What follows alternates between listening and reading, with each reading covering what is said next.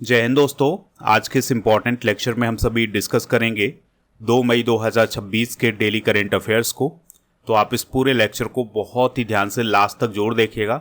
Last में आपसे question पूछा जाएगा जिसका आंसर कमेंट बॉक्स में बताना है। तो चलिए आज के पहले और इम्पॉर्टेंट क्वेश्चन को डिस्कस करते हैं। तो पहला क्वेश्चन है, विश्व प्रेस स्वतंत्रता सूचकांक 2026 यानी वर्ल्ड प्रेस फ्रीडम इंडेक्स 2026 में भारत की रैंक क्या है?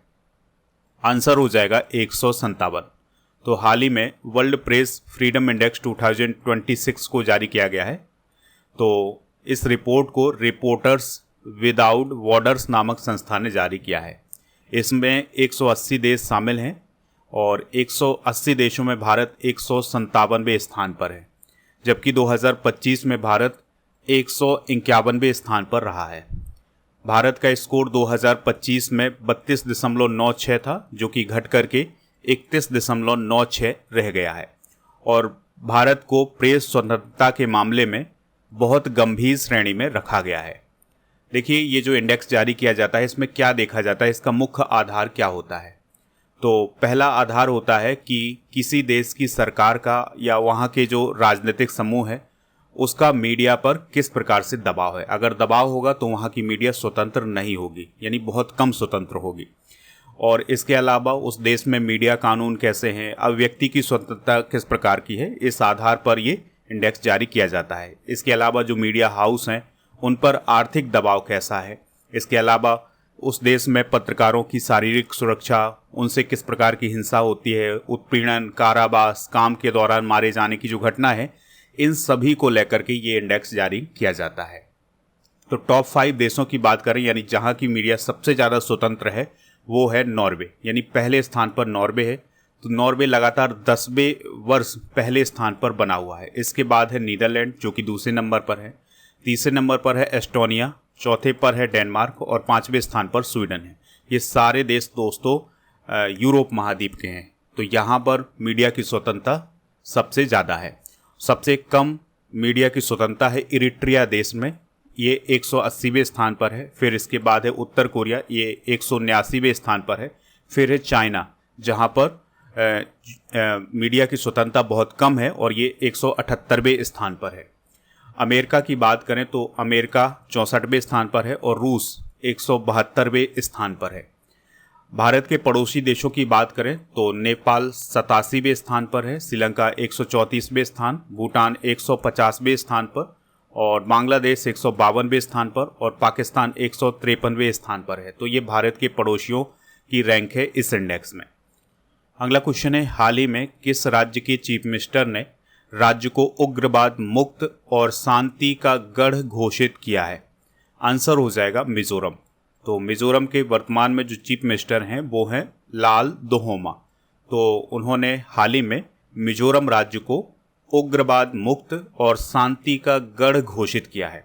ऐसा क्यों किया है चीफ मिनिस्टर ने? तो मिजोरम राज्य में एक विद्रोही समूह था जिसका नाम था हमार पीपुल्स कन्वेंशन डेमोक्रेटिक गुट, या इसे HPCD के नाम से जाना जाता था। तो इस गुट ने हाल ही में आत्मसमर्पण किया है, यानी सरकार के सामने आत्मसमर्पण कर दिया है। इस प्रकार से अब मिजोरम राज्य में जो उग्रवाद है वो खत्म हो चुका है। ठीक है, इसलिए इसे शांति का गढ़ भी घोषित किया गया है वहाँ के चीफ मिनिस्टर के द्वारा।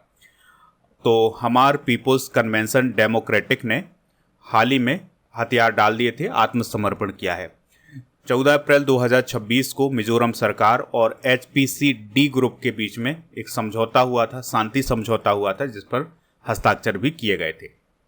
मिजोरम राज्य की बात करते हैं तो जो नॉर्थ ईस्ट के स्टेट हैं उनमें एक महत्वपूर्ण राज्य है मिजोरम। तो यह असम का हिस्सा हुआ करता था, लेकिन 1972 में इसे असम से अलग करके केंद्र शासित प्रदेश बनाया गया था। 1987 में इसे राज्य का दर्जा दिया गया था। मिजोरम म्यांमार और बांग्लादेश के साथ अपनी अंतर्राष्ट्रीय सीमा साझा करता है। यहाँ के वर्तमान में राज्यपाल हैं VK सिंह और लाल दोहोमा वर्तमान में यहाँ के मुख्यमंत्री हैं। राजधानी है आइजोल। नेक्स्ट क्वेश्चन है, फीफा वर्ल्ड कप 2026 के लिए कुल पुरस्कार राशि कितनी कर दी गई है, यानी टोटल प्राइज मनी कितनी कर दी गई है फीफा वर्ल्ड कप 2026 के लिए? आंसर हो जाएगा $871 मिलियन। तो दोस्तों फीफा वर्ल्ड कप 2026 में आयोजित किया जाना है, तो इसके लिए प्राइज मनी को बढ़ा दिया गया है। तो अब जो टोटल प्राइज मनी है ये $871 मिलियन हो गई है, यानी लगभग 8,250 करोड़ रुपए के आसपास इसकी टोटल प्राइज मनी हो गई है। हर टीम को गारंटीड रकम मिलेगी $12.5 मिलियन, यानी 118 करोड़ रुपए। विजेता टीम को अनुमानित जो इनाम मिलेगा, प्राइज मनी मिलेगी, वो 420 करोड़ रुपए की मिलेगी। बात करते हैं फीफा वर्ल्ड कप 2026 की। तो दोस्तों 2026 का जो फीफा वर्ल्ड कप है इसमें 48 टीमें हिस्सा लेंगी। तो पहली बार ऐसा हो रहा है जब 48 टीमें हिस्सा ले रही हैं, यानी बहुत बड़ा वर्ल्ड कप होने जा रहा है। 104 मैच आयोजित किए जाएंगे और ये अब तक का सबसे बड़ा टूर्नामेंट होने जा रहा है। 2026 का फीफा विश्व कप अमेरिका, कनाडा और मैक्सिको में होगा। इसके लिए मस्कट यानी शुभंकर भी लॉन्च किए गए थे। तो मेपल, जायू और क्लच ये तीनों शुभंकर हैं। तो मेपल कनाडा के लिए, जायू मैक्सिको के लिए और क्लच अमेरिका के लिए है। फीफा विश्व कप 2026 में शामिल होने वाला सबसे छोटा देश जनसंख्या के हिसाब से कौन है? कुराकाओ। ये नोट जरूर करिएगा आप इसको। 2022 का विश्व कप कतर में आयोजित हुआ था, जिसमें अर्जेंटीना ने जीत हासिल की थी फ्रांस को हरा करके। पहला फीफा विश्व कप 1930 में उरुग्वे देश में आयोजित किया गया था और उरुग्वे ने ही पहला फीफा विश्व कप जीता था। ब्राजील फीफा विश्व कप की अब तक की सबसे सफल टीम है। इसने 5 बार इस विश्व कप को जीता है, 1958, 62, 70, 94 और 2002 में। ब्राजील के बाद जर्मनी और इटली ने 4 बार और अर्जेंटीना ने 3 बार ये खिताब हासिल किया है। लास्ट बार उसने 2022 में हासिल किया है। ब्राज़ील एकमात्र ऐसी टीम है जिसने अब तक के सभी 22 संस्करणों में भाग लिया है। दोस्तों फीफा विश्व कप हर 4 साल में आयोजित होता है, लेकिन सेकेंड वर्ल्ड वॉर के दौरान यानी 1942 और 1946 में ये आयोजित नहीं किया गया था। 2002 में पहली बार विश्व कप एशिया में आयोजित किया गया था और 2002 में दक्षिण कोरिया और जापान में इसका आयोजन हुआ था। नेक्स्ट क्वेश्चन है, अंतर्राष्ट्रीय मजदूर दिवस कब मनाया जाता है या इंटरनेशनल वर्कर्स डे कब सेलिब्रेट किया जाता है? तो 1 मई को या 1 मई को अंतर्राष्ट्रीय मजदूर दिवस मनाया जाता है। 2026 की थीम क्या है? Ensuring a healthy psycho social working environment. तो ये थीम जरूर आप नोट करिएगा। तो दोस्तों मजदूरों के लिए यह दिवस मनाया जाता है। भारत में मजदूर दिवस पहली बार 1 मई 1923 को मनाया गया था और चेन्नई, मद्रास में इसका पहली बार आयोजन किया गया था। मई माह के प्रमुख दिवस आप नोट जरूर करिएगा। तो 1 मई को अंतर्राष्ट्रीय श्रमिक दिवस या मई दिवस मनाया जाता है। 3 मई को विश्व प्रेस स्वतंत्रता दिवस और 4 मई को कोयला खनिक दिवस, अंतर्राष्ट्रीय अग्निशामक दिवस मनाया जाता है। 7 मई को विश्व एथलेटिक्स दिवस, 7 मई को रविन्द्रनाथ टैगोर जी की जयंती, 8 मई को विश्व रेड क्रॉस दिवस या थैलेसीमिया दिवस मनाया जाता है। 9 मई को महाराणा प्रताप जयंती, 11 मई को राष्ट्रीय प्रौद्योगिकी दिवस, 12 मई को अंतर्राष्ट्रीय नर्स दिवस, 15 मई को अंतर्राष्ट्रीय परिवार दिवस, 17 मई को विश्व दूरसंचार और सूचना समाज दिवस, 21 मई को आतंकवाद विरोधी दिवस, 22 मई को अंतर्राष्ट्रीय जैव विविधता दिवस, 28 मई को वीर सावरकर जयंती मनाई जाती है, 29 मई को संयुक्त राष्ट्र शांति सैनिक दिवस मनाया जाता है, 31 मई को विश्व तंबाकू निषेध दिवस भी मनाया जाता है। नेक्स्ट क्वेश्चन है, स्टील्थ फ्रिगेट महेंद्रगिरी भारतीय नौसेना को कहाँ सौंपा गया है? आंसर हो जाएगा इसका मुंबई में। तो दोस्तों एक युद्धपोत है जिसका नाम है महेंद्रगिरी। तो इसको हाल ही में भारतीय नौसेना को सौंपा गया है मुंबई में, ठीक है। और इसको निर्मित किसने किया है, इसको बनाया किसने है? तो Mazagon dock ship builders limited ने। और इसको प्रोजेक्ट 70A के तहत बनाया गया है और ये प्रोजेक्ट 70A के तहत बनने वाला 6वां स्टील्थ फ्रिगेट है जिसको अब भारतीय नौसेना को सौंप दिया गया है। इसका नाम ओडिशा के महेंद्रगिरी पर्वत के नाम पर रखा गया है और यह 149 मीटर लंबा है और 6,670 टन वजनी युद्धपोत है। इसमें ब्रह्मोस सुपरसोनिक एंटीशिप मिसाइल है। इसके अलावा बराक 8 एयर डिफेंस सिस्टम भी इसमें लगाया गया है। इसमें 75% जो सामग्री यूज की गई है वो स्वदेशी सामग्री यूज की गई है, इसलिए यह एक स्वदेशी युद्धपोत है। देखिए, प्रोजेक्ट 70A की बात करें तो यह भारतीय नौसेना का एक कार्यक्रम है जिसके तहत 7 अत्याधुनिक युद्धपोत बनाए जाने हैं।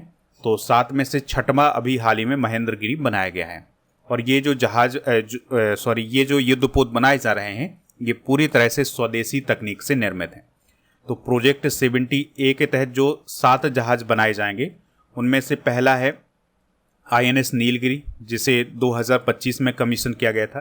फिर है INS हिमगिरी जो कि 2025 में कमीशन हुआ है। INS उदयगिरी भी 2025 में, INS दूनागिरी 2026 में, INS तारागिरी 2026 में और INS महेंद्रगिरी अभी 2026 में शामिल हुआ है। अब एक और बचा है INS बिंदगिरी। तो ये हैं प्रोजेक्ट 70A के तहत बनाए जाने वाले 7 युद्धपोत।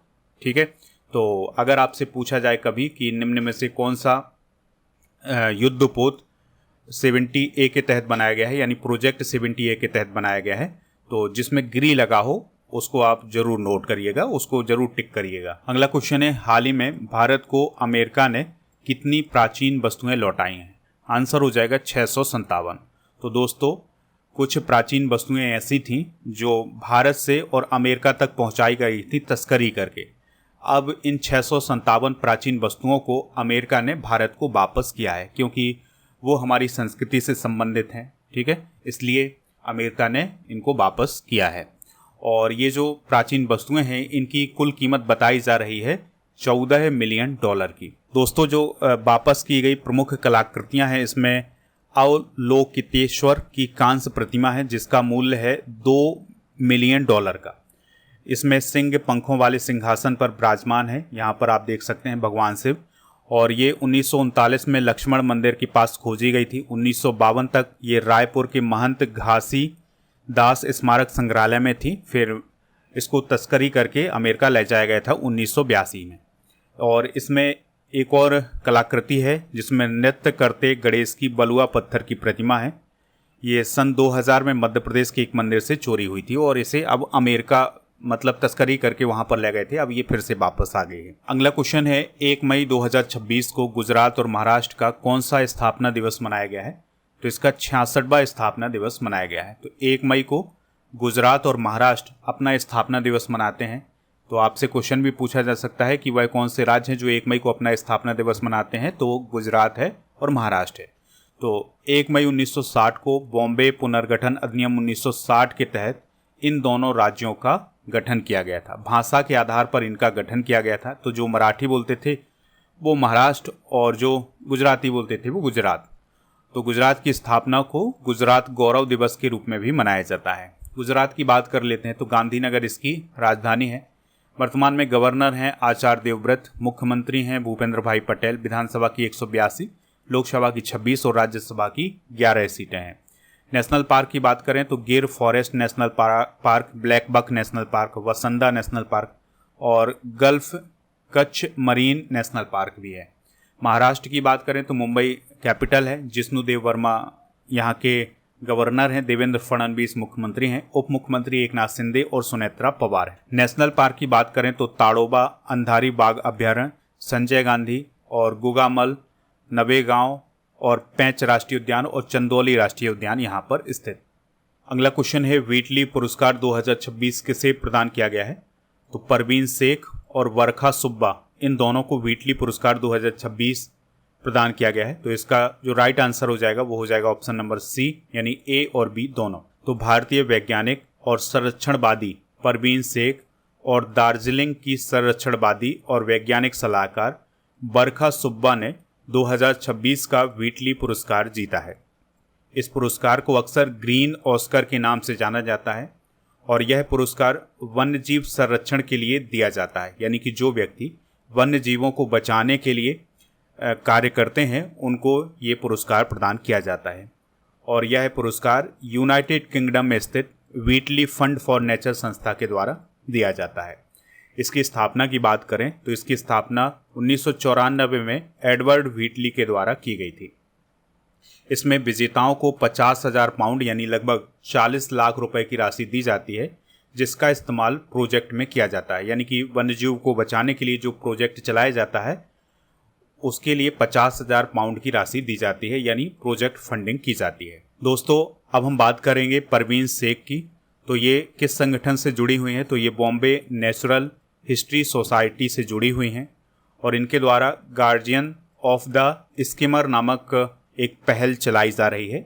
तो परवीन शेख ने चंबल नदी और अब गंगा बेसिन प्रयागराज में इंडियन स्किमर के घोंसले की सुरक्षा की है, यानी कि ये इंडियन स्किमर पक्षी को बचाने का काम कर रही हैं और इनके प्रयास से जो इंडियन स्किमर पक्षी है उसकी आबादी में भी सुधार हो रहा है। दोस्तों बात करें अगर हम बरखा सुब्बा की, तो ये किस पहल से जुड़ी हुई हैं? तो ये grass roots protection for Himalayan salamander से जुड़ी हुई हैं। तो ये सैलामेंडर को बचाने के लिए काम कर रही हैं और उसका जो आवास है उसको भी बचाने का काम कर रही हैं और वे federation of societies for environmental protection के साथ वैज्ञानिक सलाहकार के रूप में भी काम कर रही हैं। नेक्स्ट क्वेश्चन है, केंद्र सरकार ने नागरिकता संशोधन नियम 2026 अधिसूचित किए हैं, इसमें मुख्य बदलाव क्या किया गया है? आंसर हो जाएगा OCI प्रक्रियाओं को पूरी तरह डिजिटल किया गया है। OCI का मतलब है ओवरसीज सिटीजन ऑफ इंडिया। तो जिन्हें हम प्रवासी भारतीय बोलते हैं उनके लिए जो प्रक्रियाएं हैं अब ये पूरी तरह से डिजिटल कर दी गई हैं।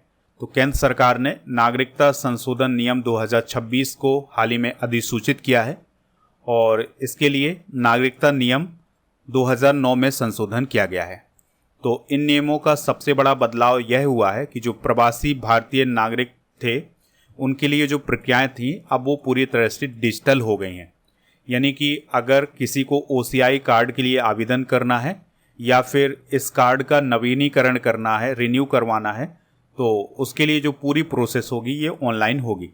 तो इसमें दस्तावेज जमा करने, सत्यापन करने, अनुमोदन करने की जो पूरी प्रक्रिया है वो पूरी तरह से ट्रांसपेरेंस हो जाएगी और इसका डिजिटलीकरण भी कर दिया गया है।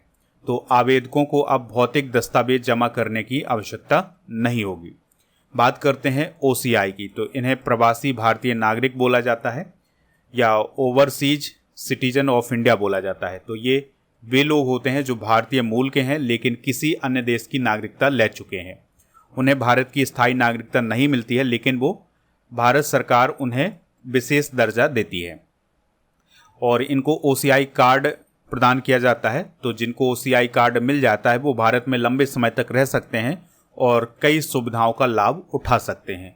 उन्हें भारत में लंबी अवधि तक वीज़ा फ्री प्रवेश भी मिलता है। इसके अलावा दोस्तों जो OCI होते हैं उन्हें भारत के चुनावों में वोट डालने का अधिकार नहीं होता है, ना तो वो संवैधानिक पदों पर चुनाव लड़ सकते हैं जैसे राष्ट्रपति, प्रधानमंत्री, सांसद, इन सभी का चुनाव नहीं लड़ सकते हैं। उन्हें सरकारी नौकरियों में नियुक्ति नहीं मिलती है। वो संपत्ति खरीद सकते हैं लेकिन कृषि भूमि नहीं खरीद सकते हैं। शिक्षा और स्वास्थ्य में भारतीय नागरिकों जैसी सुविधाएं उन्हें मिल सकती हैं। उन्हें भारत में किसी भी समय रहने और काम करने की अनुमति होती है। तो बात करते हैं नागरिकता की। तो भारतीय संविधान में नागरिकता का जो प्रावधान है वो भाग 2 में अनुच्छेद 5 से 11 तक किया गया है। नागरिकता एक स्थायी सदस्यता होती है।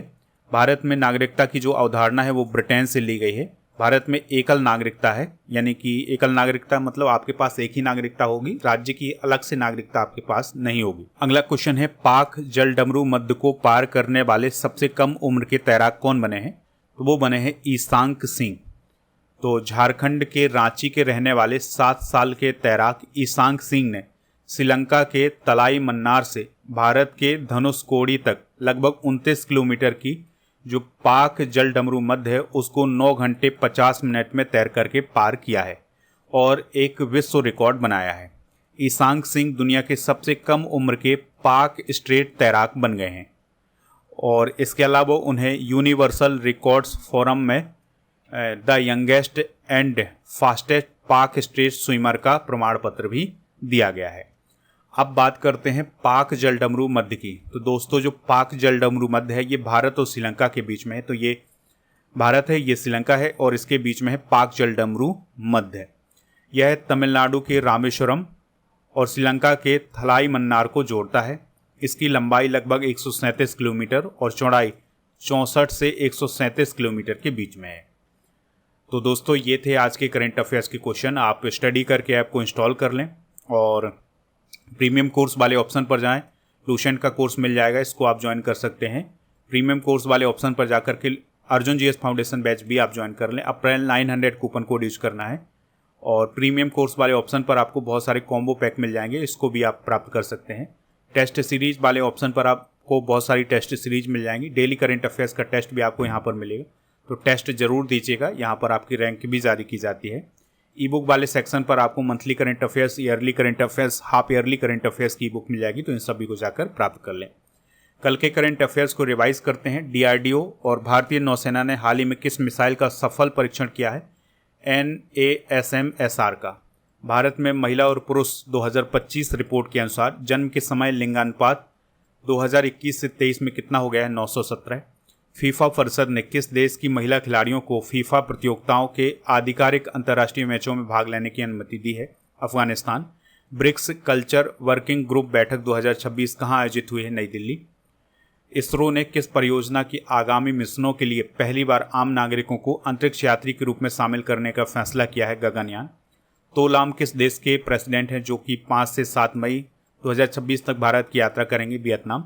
हाल ही में किस राज्य की कैबिनेट ने AI नीति 2026 को मंजूरी दी है? महाराष्ट्र। केंद्र सरकार ने राष्ट्रीय कंपनी विधि न्यायाधिकरण का नया अध्यक्ष किसे बनाया है? अनुपिंदर सिंह ग्रेवाल को। दोस्तों कल के करंट अफेयर्स में आपसे जो क्वेश्चन पूछा गया था उसका आंसर था आंध्र प्रदेश, तो लगभग सभी लोगों ने इसका आंसर आंध्र प्रदेश बताया हुआ है। आज आपके लिए क्वेश्चन है, प्रार्थना समाज के संस्थापक कौन थे? जो भी इसका राइट आंसर हो कमेंट बॉक्स में हमें ज़रूर बताएं। और स्टडी करके ऐप को इंस्टॉल कर लें। टेलीग्राम चैनल को भी ज्वाइन कर लें जिसका नाम स्टडी कर ऑफिशियल है। ऐप पर आपको PDF मिल जाएगी, तो PDF प्राप्त करने के लिए ऐप को इंस्टॉल ज़रूर करें। और दोस्तों आपको बता दें कि हमारे जितने भी सोशल मीडिया प्लेटफॉर्म हैं उन पर भी हमें फॉलो कर सकते हैं। टेस्ट पास वाले ऑप्शन पर आपको सभी प्रकार के टेस्ट मिल जाएंगे।